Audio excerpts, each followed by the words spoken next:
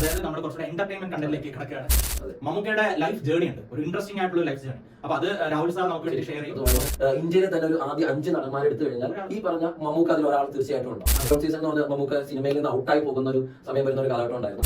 Updated ആണ്. ഓരോ സിനിമയിലും പുതിയ പുതിയ വ്യത്യസ്തത കൊണ്ടുവരാൻ വേണ്ടി അദ്ദേഹം ശ്രമിക്കാറുണ്ട്. പിന്നീട് അങ്ങോട്ട് ശരിക്കും പറഞ്ഞാൽ അദ്ദേഹത്തിന് തിരിഞ്ഞു നോക്കേണ്ട ഒരു ആവശ്യം വന്നിട്ടില്ല. വെൽക്കം ടു കോഡ്കാസ്റ്റിന്റെ അടുത്തൊരു എപ്പിസോഡിലേക്ക് എല്ലാവർക്കും സ്വാഗതം. അപ്പൊ എല്ലാ പ്രാവശ്യവും നമ്മുടെ കോഡ്കാസ്റ്റില് എന്താ പറയാ, നമ്മള് ഇൻഫോർമേറ്റീവ് ആയിട്ടുള്ള കണ്ടന്റ്സ് വ്യത്യസ്തത പിടിക്കുകയാണ്. അതായത് നമ്മൾ കുറച്ചുകൂടെ എന്റർടൈൻമെന്റ് കണ്ടന്റിലേക്ക് കിടക്കുകയാണ്. അപ്പൊ എന്റർടൈൻമെന്റ് എന്ന് പറയുമ്പോൾ ഇപ്പോ കേരളത്തിൽ വളരെ സക്സസ്ഫുള്ളി റൺ ചെയ്തുകൊണ്ടിരിക്കുന്ന ഒരു മൂവിയാണ് ബ്രഹ്മയുഗം. അപ്പൊ ആ മൂവിയുടെ റിവ്യൂ ഒന്നും അല്ല കേട്ടോ. അപ്പൊ ആ മൂവിയില് അഭിനയിച്ചിരിക്കുന്ന മലയാളത്തിന്റെ വലിയേട്ടൻ എന്ന് പറയാൻ പറ്റുന്ന നമ്മുടെ മമ്മൂക്കയുടെ ലൈഫ് ജേർണി ഉണ്ട്, ഒരു ഇൻട്രസ്റ്റിംഗ് ആയിട്ടുള്ള ഒരു ലൈഫ് ജേർണി. അപ്പൊ അത് രാഹുൽ സാർ നമുക്ക് വേണ്ടി ഷെയർ ചെയ്യും. അതെ, ഇൻസ്പിറേഷണൽ ആയിട്ടുള്ള ഒരു കാര്യമാണ്. അപ്പൊ അത് നമ്മൾ അറിയേണ്ടതും കൂടെയാണ്. അതെ, അപ്പൊ അദ്ദേഹം ഇന്ന് നിൽക്കുന്ന ഈ പൊസിഷനിൽ എത്താൻ വളരെ അദ്ദേഹത്തിന് ഒരു കഷ്ടപ്പാടിന്റെ ഒരു കാലം ഉണ്ടായിരുന്നു. അദ്ദേഹം അത് വിട്ടുകളയാതെ, അതായത് അതിൽ ഡിറ്റർമിൻഡ് ആയിട്ട് വർക്ക് ചെയ്തത് കൊണ്ട് മാത്രമാണ് ഇന്ന് ഈ പൊസിഷനിൽ നിൽക്കുന്നത്. അപ്പൊ അതിനെ പറ്റിയിട്ട് രാഹുൽ സാർ മമ്മൂക്ക മുഹമ്മദ് കുട്ടി എന്നുള്ള ഒരു സാധാരണ മനുഷ്യനെ ഇന്ന് കാണുന്ന മമ്മൂട്ടിയാക്കി എടുത്തതിൽ ശരിക്കും പറഞ്ഞ ഒരു വലിയ ഡെഡിക്കേഷൻ ഉണ്ട്. അതിന്റെ ഇടയിലുണ്ടായിരുന്ന സ്ട്രഗിൾ എന്ന് പറഞ്ഞാൽ വളരെ വലുതാണ്. അപ്പൊ ഈ സ്ട്രഗിൾ എന്നൊക്കെ പറഞ്ഞാൽ എല്ലാ മനുഷ്യരിലും ഉള്ളതാണ്. അപ്പോൾ ഈ പറയുന്ന മമ്മൂക്കയ്ക്കും ഇതുപോലെ ഉണ്ടായിരുന്ന സ്ട്രഗിൾ ഉണ്ടായിരുന്നു. ആ സമയത്തൊക്കെ അദ്ദേഹം ആ സ്ട്രഗിൾസിനെയൊക്കെ അതിജീവിച്ച കഥ എന്ന് പറഞ്ഞാൽ വളരെയധികം ഇൻസ്പിറേഷനിലാണ്. ശരിക്കും പറഞ്ഞാൽ എറണാകുളം ജില്ലയിലെ ചെമ്പെന്നുള്ള ഒരു കൊച്ചു ഗ്രാമത്തിൽ ജനിച്ച മുഹമ്മദ് കുട്ടി എന്നുള്ള ചെറുപ്പക്കാരൻ സിനിമയിലേക്ക് വരണമെന്ന് ഒരുപാട് ആഗ്രഹിച്ചു. ശരിക്കും പറഞ്ഞ മമ്മൂക്കയ്ക്ക് ഒരു സിനിമയിൽ അഭിനയിക്കാനുള്ള ഒരു ടാലന്റ് ജന്മനാ കിട്ടിയിട്ടുണ്ട്. ഇപ്പൊ നമ്മള് മോഹൻലാൽ സാറിനെ ഒക്കെ നോക്കുകയാണെങ്കിൽ കുറെ കൂടെ ടാലന്റഡ് ആണ് അദ്ദേഹം. ഒരു ഇൻബോൺ ആക്ടർ. പക്ഷെ മമ്മൂക്ക അങ്ങനെ ഒരു ഇൻബോൺ ആക്ടർ അല്ല. ഇത് മമ്മൂക്ക തന്നെ പറഞ്ഞിട്ടുള്ള കാര്യമാണ്. വർക്ക് ചെയ്ത് കയറി വന്ന ആളാണ്. അപ്പോ അതേപോലെ സാറ് പറയുന്നുണ്ടായിരുന്നു അദ്ദേഹത്തിന്റെ ഇനിഷ്യൽ പ്രൊഫഷൻ എന്ന് പറയുന്നത് വേറെയാണ്. എൻറ്റയർലി സിനിമയായിട്ട് യാതൊരു ബന്ധമില്ലാതെ അദ്ദേഹം ലോ പ്രൊഫഷനിൽ നിന്ന് വന്ന ഒരാളാണ് അല്ലെ. അപ്പോ പിന്നെ അദ്ദേഹത്തിന്റെ എന്താ പറയാ ഒരു ടൈം ഉണ്ടായിരുന്നു ഇതിലേക്ക് കയറണം എന്നുള്ള രീതിയിൽ അദ്ദേഹം ഇത് പഠിച്ചെടുത്ത് അദ്ദേഹത്തിന്റെ ക്വാളിറ്റീസിനെ അദ്ദേഹം ഇംപ്രൂവ് ചെയ്ത് കൊണ്ടുവരികയാണ് ചെയ്തത്. അതൊരു വലിയൊരു കാര്യമാണ്. നമുക്ക് ചില ക്വാളിറ്റീസ് ചിലപ്പോൾ കുറവായിരിക്കാം, ചിലപ്പോൾ ചിലത് കൂടുതലായിരിക്കാം. അപ്പൊ നമ്മൾ ഏതിലേക്കാണ് നമുക്ക് എത്തുന്നത് ആ ക്വാളിറ്റി കണ്ടുപിടിച്ച് അത് ഇംപ്രൂവ് ചെയ്യുക. അത് കൂടുതലായിട്ട് നമുക്ക് ചെയ്തിട്ടുണ്ട്. ഇതിന് ആക്ച്വലി വേണ്ടത് ഒരു മനസ്സാണ്.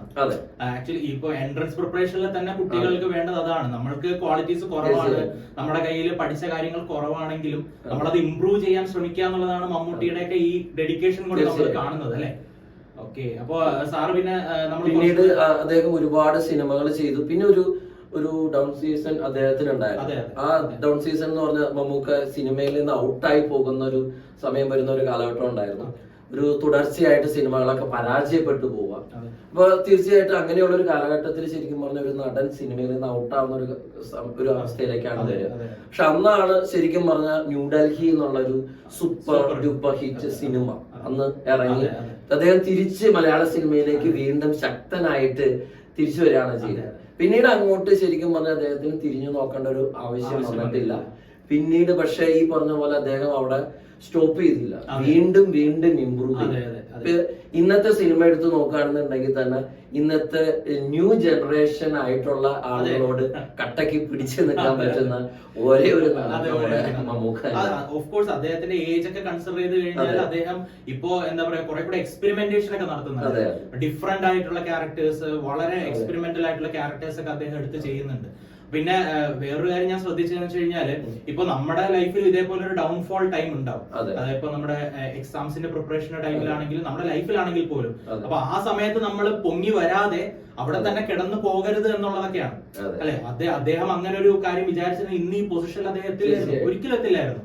അതായത് എന്റെ കഴിഞ്ഞു അല്ലെങ്കിൽ ഞാൻ ഇനി വർക്ക് ചെയ്യണ്ട എന്നുള്ളൊരു തീരുമാനമൊക്കെ എടുക്കുന്ന സമയത്ത് നമ്മൾ ഒന്നുകൂടെ റീതിങ്ക് ചെയ്യേണ്ടിയിരിക്കും. ഓപ്പർച്യൂണിറ്റീസ് ഫ്രണ്ടിലേക്ക് വരുന്നതും തീർച്ചയായിട്ടും ഭാഗ്യം വന്ന് നിൽക്കുന്നതും ഒക്കെ ഒന്ന് പറയാൻ പറ്റില്ല. കണ്ടെത്തി മുന്നേറുന്ന ഒരു അവസ്ഥയിലേക്ക് തീർച്ചയായിട്ടും എത്തണം. പിന്നെ മാത്രമല്ല അദ്ദേഹം വളരെയധികം അപ്ഡേറ്റഡ് ആണ്. ശരിക്കും ഇന്നത്തെ ന്യൂ ജനറേഷൻ ആയിട്ടുള്ള നടന്മാരോടൊപ്പം തന്നെ എടുത്തു നിൽക്കാൻ പറ്റുന്ന ഒരു കാര്യമാണ്. അപ്ഡേറ്റഡ് ആണ്. ഓരോ സിനിമയിലും പുതിയ പുതിയ വ്യത്യസ്തത കൊണ്ടുവരാനായിട്ട് അദ്ദേഹം ശ്രമിക്കാറുണ്ട്. അത് വളരെയധികം എടുത്തു പറയുന്ന ഒരു കാര്യമാണ്. അതിന്റെ ഒരു കാര്യം എന്ന് പറഞ്ഞാൽ ഈ ഒരു പ്രൊഫഷനോടുള്ള ഒരു ഡെഡിക്കേഷൻ, ആ പ്രൊഫഷനോടുള്ള ഒരു പാഷൻ, ഇത് അദ്ദേഹത്തിന് ഈ ഒരു പ്രായത്തിൽ 70 വയസ്സ് കഴിഞ്ഞതിന് ശേഷവും നഷ്ടപ്പെട്ടിട്ടില്ല എന്നുള്ളതാണ് ശരിക്കും അതിശയകരമായിട്ടുള്ള ഒരു കാര്യം. പിന്നെ അദ്ദേഹത്തിന്റെ വേറൊരു ക്വാളിറ്റി ആയിട്ട് ഞാൻ കേട്ടിട്ടുള്ളതെന്ന് വെച്ച് കഴിഞ്ഞാല് അദ്ദേഹം മറ്റുള്ളവരെ കൈപിടിച്ചുയർത്താനും എന്താണ് ഒരു മനസ്സുള്ള ആൾക്കാരാണ്. അപ്പൊ നമ്മൾ സ്ട്രഗിൾ ചെയ്തിട്ടുണ്ടെങ്കിൽ സ്ട്രഗിൾ ചെയ്യുന്നവരുടെ ഒരു എന്താ പറയാ മനസ്സ് നമുക്ക് അറിയുന്നുണ്ടാവും. അപ്പൊ നമ്മൾ ആ ഒരു കാര്യം ചെയ്യണം. പിന്നെ അതേപോലെ ഇത് എന്താ പറയാ ഇദ്ദേഹത്തിന്റെ സ്റ്റോറി ഇത്രയും ഇൻസ്പിറേഷണൽ ആയതുകൊണ്ടാണ് ഞങ്ങൾ നിങ്ങളോട് ഇത് ഷെയർ ചെയ്തത്. ആൻഡ് ഓഫ് കോഴ്സ് എന്താ പറയാ നമ്മളെല്ലാവരും കേട്ടിരിക്കുന്ന ശരിക്കും പറയാൻ പറ്റുന്ന ഒരു കാര്യം, സിനിമയിലേക്ക് വരണം, സിനിമയിൽ അഭിനയിക്കണം എന്നുള്ള ഒരു ആഗ്രഹം ഉണ്ടായിരുന്നു. പക്ഷെ അദ്ദേഹത്തിന്റെ ടാലന്റുകൾ ആ സമയത്ത് വളരെ കുറവായിരുന്നു.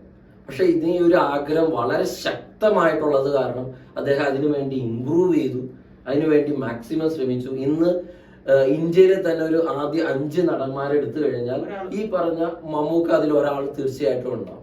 അപ്പൊ ആ ഒരു അവസ്ഥയിലേക്ക് എത്തിയത് അദ്ദേഹത്തിന്റെ ആ ഒരു ഡെഡിക്കേഷൻ ആണ്, അദ്ദേഹത്തിന്റെ ആ ഒരു ഇംപ്രൂവ്മെന്റ്, വർക്ക് ചെയ്യാനുള്ള ഒരു മനസ്സ്. തീർച്ചയാണ് എല്ലാ കാര്യത്തിലും അങ്ങനെ തന്നെയാണ്. അതെ, നമ്മുടെ ഇൻഷുറൻസ് കോർപ്പറേഷൻ ആയിരുന്നാലും ഏത് കാര്യത്തിലാണെങ്കിലും നമ്മുടെ ഡെഡിക്കേഷൻ ആണ് ഫൈനൽ ഔട്ട്കമ്മിലേക്ക് നമ്മൾ എത്തിക്കുക. പിന്നെ ആഗ്രഹം, അതൊരു വലിയ തീർച്ചയായും ആഗ്രഹം ശക്തമായിരിക്കണം. അതെ. ഓക്കെ, അപ്പൊ ഇങ്ങനെ ഒരു കണ്ടന്റ് നിങ്ങളിലേക്ക് എത്തിക്കണമെന്ന് തോന്നിയതുകൊണ്ടാണ് ഞങ്ങൾ രണ്ടുപേരും കൂടെ ഒരു കണ്ടന്റുമായിട്ട് വന്നത്. സോ എന്താ പറയാ നീറ്റ് എക്സാം കഴിഞ്ഞതിന് ശേഷം എല്ലാവരും ഒക്കെ കാണുക, എന്നിട്ട് അദ്ദേഹത്തിന്റെ ടാലൻസ് ഒന്നുകൂടെ മനസ്സിലാക്കുക. ഓക്കെ, ശരി. അപ്പൊ എല്ലാവരും സക്സസ്ഫുള്ളി നന്നായിട്ട് പ്രിപ്പറേഷൻ ഒക്കെ നടത്തുന്നുണ്ടെന്ന് വിശ്വസിക്കുന്നു. നന്നായി പഠിക്കുക. ഓക്കെ, സോ സക്സസ് വരും. So thank you.